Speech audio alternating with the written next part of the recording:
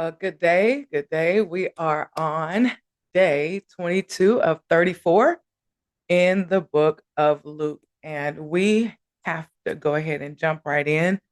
I think that I set myself up yesterday morning whenever I was sharing with you guys about letting the scriptures just speak to you and let them settle in you and let yourself really become a part of the word of God and allow what's happening, allow what's being said, allow the feeling of the scriptures, allow the conflict, the pressure, the weight of the word to um do what it does as you sit with it. And no joke, this morning I'm like, okay, we're gonna press through this morning because um I know I look a little red and a little washed out because this has been just an interesting read. And I use the word interesting a lot because the other words that I would try to use to describe it cannot describe what I'm thinking or feeling or even experiencing. So today, as we read Luke 22, I pray that you would spend some time, read slow. This chapter has 71 verses. We know that the book of Luke, not by chapter, but by verses, is by far one of the largest books in the New Testament by far. Like again, not by the books, but by the actual verses. There's so many verses in Luke 22. And so today is no different. Chapter 22 has 71 verses, and we're going to jump right in, or at least attempt to. So, looking at Luke 22, I'm going to start with verse 1. I'm just going to read verse 1 through 6. So, again, that you can kind of see where we are, what's happening right now.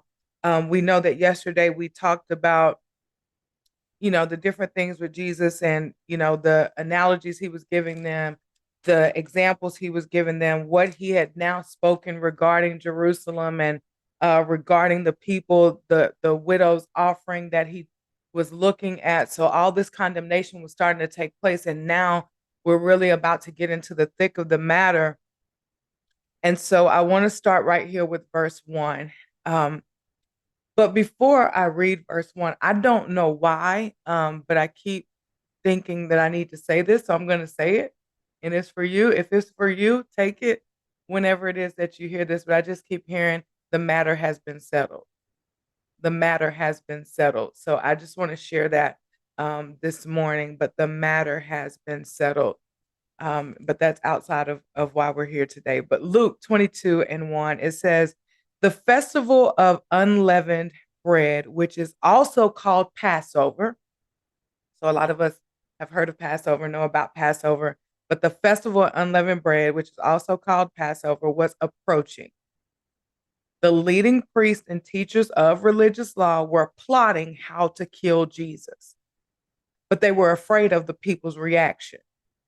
Then Satan, here we go, then Satan entered into Judas, who was one of the 12 disciples. And he went to the leading priests and captains of the temple guard to discuss the best way to betray Jesus. Yeah. They were delighted and they promised to give him money. So he agreed and began looking for an opportunity to betray Jesus so they could arrest him when the crowds weren't around. The feeling of the text here. So we see that it opens up here in chapter 22 with the festival of unleavened bread. And so of course I thought this was very interesting, because we have talked about the unleavened bread or the bread with leaven several times. So again, this was the festival of unleavened bread. And where we get this is also the Passover. Where we get this, if you reference back to Exodus 12, after the plagues, you'll see what began to happen when judgment was hitting Egypt. And so what God had told them to do through the servant, he told them to do is to make sure that you put blood on your doorposts.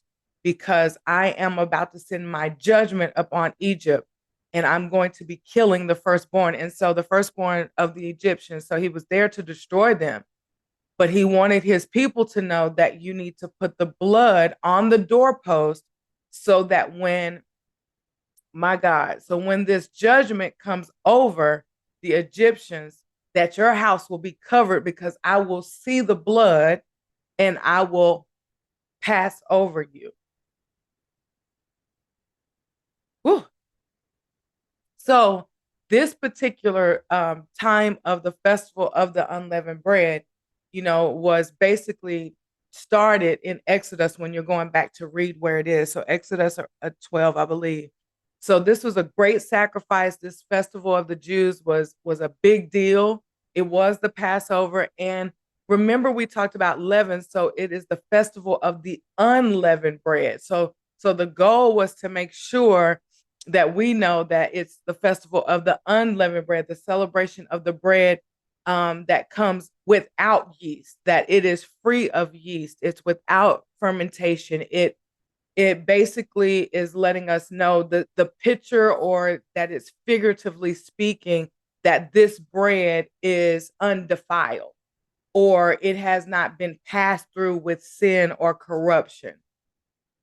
And so basically, this is really big because in the New Testament, the Feast of the Unleavened Bread is used to speak of the Passover. And I just think it's very powerful that the way this opens up is this is the festival that is taking place, the one that's talking about unleavened.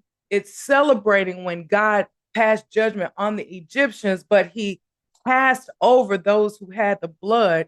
And so all of those things, all of these things are these intricate details that we have to pay attention to, that I don't have, the time to really walk through every one, but I need you to connect these things, connect the pieces, read slow. So when we read and say just the Passover, don't just go past that. There is a reason why this is so important, that this is happening during the Passover, or as they prepare for the Passover, is because we know that judgment is about to come again. And this time it's coming because of sin, and because of even mine and your sin. Yeah. Yeah. So they would do all kind of stuff, like to start to prepare for the Passover. I mean, they would make sure the roads were fixed, because remember, a lot of people would be coming in for this. So there would be, I mean, just an elaborative amount of preparation for this. I mean, the roads were fixed, bridges were made safe. Even the tombs that were along the wayside, as they would say, they would whitewash those so people could actually identify them and see them, so that they didn't touch them, because that was one of the things, that if you touch one of those graves or whatever, that you would be considered unclean. And so you were trying to do whatever you needed to do to be a part of this festival, a part of the Passover. And so they would be preparing, even, the month before or whatever, in the synagogue, they would make sure that they were teaching about it. They would be given the story of the Passover, the meaning of the Passover. I mean, everything was about this. And so another thing I thought was interesting is that 2 days before the Passover, every single household would, as almost like a ceremony, would begin to clean their house and search for leaven. They were trying to make sure that there was no yeast in their house. So the household person would take literally a candle and just be quiet and literally be searching every nook, every cranny, every place in their house to make sure that there was no particle of leaven, that all the leaven had been thrown out. Y'all better hear me today. So even thinking about this house, think about the house. They were making sure that there was no defiled thing, no sin, no leaven, no yeast in their house. Think about this bread. Think about us as our physical bodies. This body not having anything in it, my God, that God is not pleased with. So there was a ton of things happening here. So as you read this, as you read chapter 22, I want you to understand that, feel that all the way through as you're reading. So right after this is when Jesus basically tells who does he tell? He tells Peter and John to go ahead and go and prepare the Passover meal so that they could eat together, him and his disciples. So as you read, it'll talk through what they did, where Jesus told them to go. And everything was, of course, exactly as he said. They went into this upper room to now have the Passover together. This is where we get the Lord's Supper, um, to drink of his blood and to eat of his body, all of those different things. I mean, all of this is really important to understand, because Jesus is, of course, fully aware that it is his time. And he is moments, minutes, day, I mean, away. I mean, this is it. Like, this is it. What he's been talking about, what he's been preparing for, what he's been trying to prepare them for. Um, this is it. I know you're asking, okay, Natalie, why did you name this It's Time to Pack Differently? We're going to get there. But I just need you to see this before we even get there. So then, as they're sitting to take of this meal together, at this point, we know that we know from the very beginning that Satan has already entered Judas. We know that the leaders are plotting to kill him. We know that Judas has agreed to betray him. Sorry, my words are everywhere. Had agreed to betray him. And now we see them sitting at the table, and Jesus basically announces verses 20 through 22 or so. He basically said, okay, there is a friend that sits among me that is going to betray me. Y'all, I don't think we really get when we read this word. I don't think we could ever get the amount of weight that was on Jesus's shoulders, because yes, he is fully God and he was yet fully man. The Bible even says he was touched by the feeling of our infirmities. I mean, that's the thing, like, he put on flesh. So I don't know why we would ever think that the weight of this, that he's not really encountering this. And it's obvious because as you continue to read, he tells them what's about to happen. And it's funny because then the disciples start to argue about who among them was going to be the greatest. It's just crazy that in the midst of him already having to prepare for this, the disciples are still being immature. And I can't trip. How many times are you and I immature in the times of seriousness, in the times where something is weighty, in the times that this ain't the time to play? Feel this. So then, right after this, then he talks to Peter, and basically he said, Peter, I prayed for you. And he's getting Peter ready because he's trying to tell him, look, you're going to deny me 3 times. And, Peter is like, I'm not going to do that. So I'm trying to walk through this, but there's all through this chapter, there's betrayal, there's denial, there's the arrest, and he's put on trial. The people now have went to a point of no return. Yes, they are operating in the purpose and plan of God, but they are at a point of no return now. There is so much that has happened. But what I want to share with you briefly today that I thought was very key for us to remember. I said today, time to pack differently, because this stood out to me right away because of what we read in chapter 9 of Luke. So I want to read really quickly verse 35 through 38. It says, then Jesus asked them, this was after he told Peter that he was going to deny him. Then Jesus asked them, when I sent you out to preach the good news and you did not have money, a traveler's bag, or an extra pair of sandals, did you need anything? No, they replied. But now, he said, take your money and your traveler's bag, and if you don't have a sword, sell your cloak and buy one. For the time has come for this prophecy about me to be fulfilled. He was counting among the rebels. Yes, everything written about me by the prophets will come true.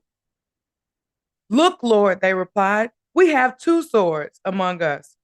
He just said, that's enough. because I want us to understand here. And the reason why I say it's time to pack differently, because in chapter 9, if you guys remember, at the very beginning, when he begins to send out the 12, he's talking to this group again. When he sent them out, he told them basically, don't take anything with you when you go out to evangelize, when you go out to spread the gospel, the good news. Basically, it's like your needs are going to be taken care of. He said, don't take anything. But now things have changed. It's time to pack differently, y'all. I guess the Texas is coming out of me for me to say y'all, but it's time for us to pack differently. He's saying things have changed, and the prophetic word concerning the fulfillment of the prophecy concerning me, all that the prophets have spoken, all that I have prophesied to you is coming to pass. It's right now. We're in the prophecy right now. So you got to pack differently. And I want to encourage you and I right now, in this hour, that we are in, it is time to pack differently. And what I think is very interesting is Jesus said, if you don't have a sword, then you need to sell your cloak and make sure that you get one. But the disciples are like, hey, we got 2 swords with us. And the reason why Jesus is like, that's enough is because even their carnality was thinking about a physical fight. Oh my God. And I'm talking to you right now. It is not about a physical fight. As we can see every day of our lives, living especially in these United States of America, is that every day someone thinks that the fight is supposed to be with a gun, the fight is supposed to be with a knife, the fight is supposed to be with something that person can't come back from. That is not the fight. That's why he's saying that's enough. I'm not talking about a physical sword. You and I don't realize, they didn't realize, and he's trying to get them to see what you're about to go into. It's about to be different. And the biggest difference is I'm no longer going to be with you. Oh, guys. Can I say to us today, as we spread the gospel of Jesus Christ, as we attempt to really walk this thing out, we're going to have to pack different, because things have changed dramatically. They have changed. We knew they were going to change in the world because we're in it, but we're not of it. But we're seeing it change in areas where you thought the word should be. It's changing in areas where you thought that people should be getting help, getting support, where we thought would be a safe space. Those places are no longer that. It's time to pack differently. In the pressure of him about to be betrayed, about to be denied, about to be arrested, about to be put on trial, he's given them these last moments, and they're still talking about something physical. I encourage you and I today. The Bible tells us that look not on the things which are seen, but look on the things which are eternal. For the things that are seen are temporary, but those things that are not seen, they are eternal. We better make sure that we pack differently and that we can see what can't be seen.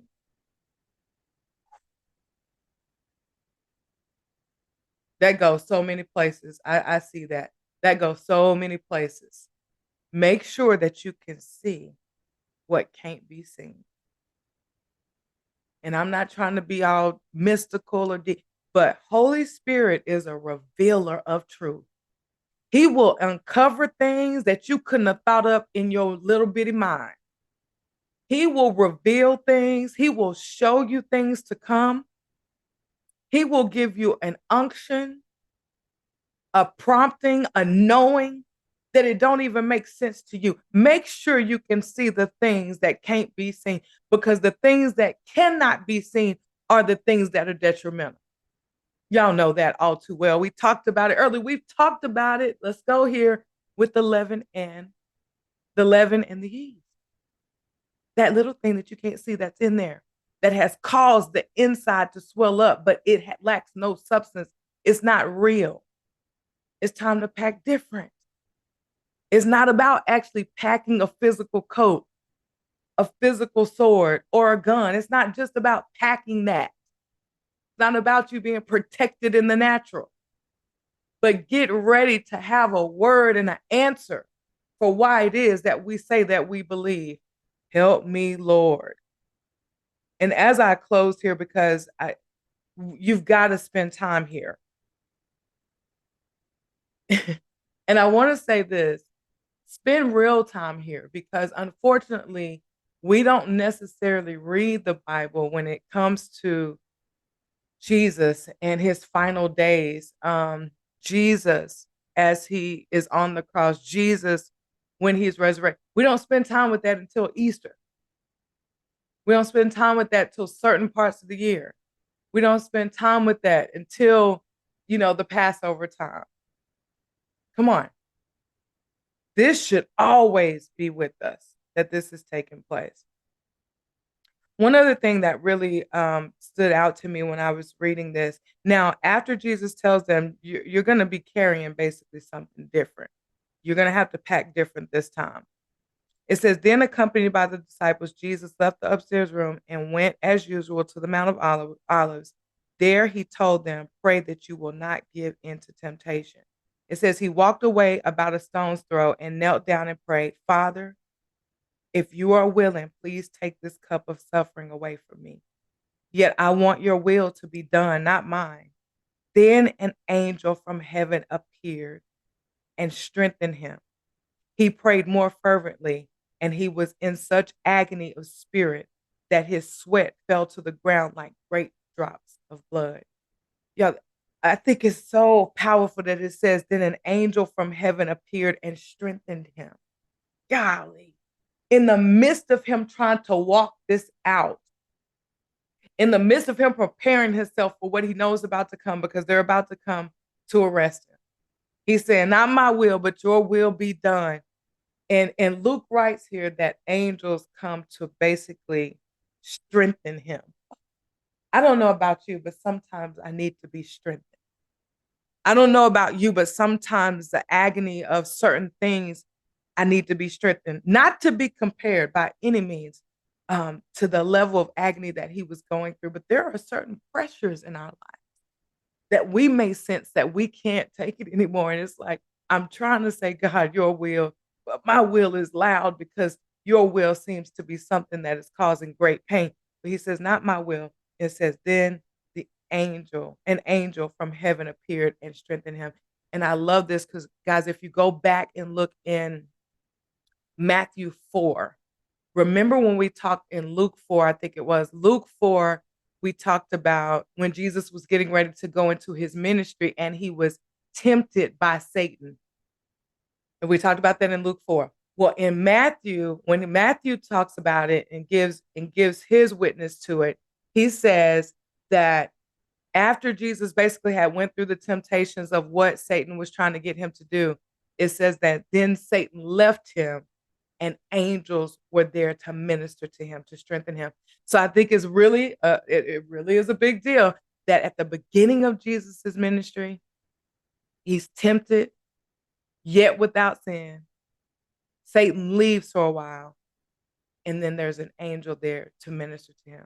Now we find here, when we read in verse 43, that he's in a place where he doesn't want his will to win, but he's given God full control and saying, your will, not my will.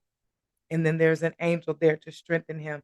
And I think we need to take this before we leave today. The angel comes and strengthens him, but it says, then he prays even more fervently, and he was in such agony of spirit that his sweat fell to the ground like drops of blood. Y'all, sometimes you can be strengthened. Oh my God. You can be strengthened and yet still have to walk through it. You can be strengthened, held up, and sometimes that holding up is just so you can complete the task, complete the job. Many of us look for that, I'm going to come through it. I'm going to be strengthened. You're thinking that it's going to take the load off. No, sometimes that strength is there so you can really carry it out. The Bible says that he was strengthened by the angel. although the agony, the prayer, the fervent prayer is still there. So today, again, next we know that Jesus then is betrayed, he's arrested. We can go all the way through them doing this kangaroo court. You should look that up.